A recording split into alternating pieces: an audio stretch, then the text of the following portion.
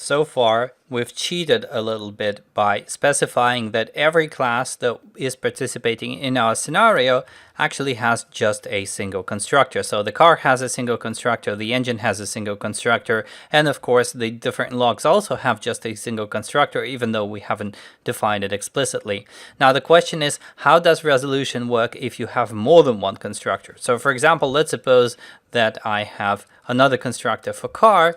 So let's do another constructor where let's suppose that I don't define the log. So here I explicitly say that this.log equals new console log, for example. Or actually, let's do an email log because that would be a good illustration. We have console log configured by default, so we'll have email log here. So how can I get the framework to choose this particular constructor? Because by default, what would happen if I were to execute this scenario, which I haven't modified, is we're still using the console log here. As you can see, that's what's being configured. So the question is, how can I specify which particular log I want to use? This is actually very easy. What you can do after you register the type for the car in our case is you put a dot here and you say using constructor. Now, using constructor has many different overloads. There are lambda overloads, there is an iConstructor selector, or the simplest one is the last one, where you specify a bunch of types.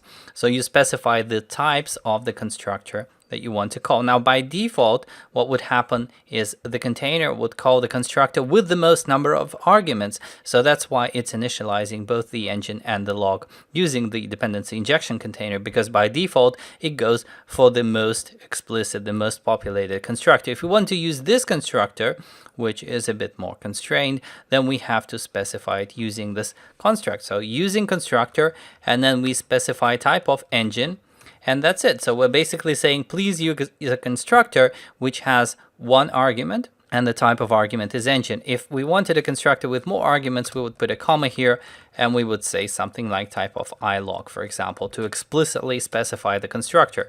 Now we're going to go with this constructor, and we're hoping that because we're calling this constructor, we're going to have an email log instead of a console log. So let's execute this. And as you can see, we're getting emails. Hooray! So that's exactly what we wanted in the first place. However, please note that this only affects the car itself. So we're only sending email from the car.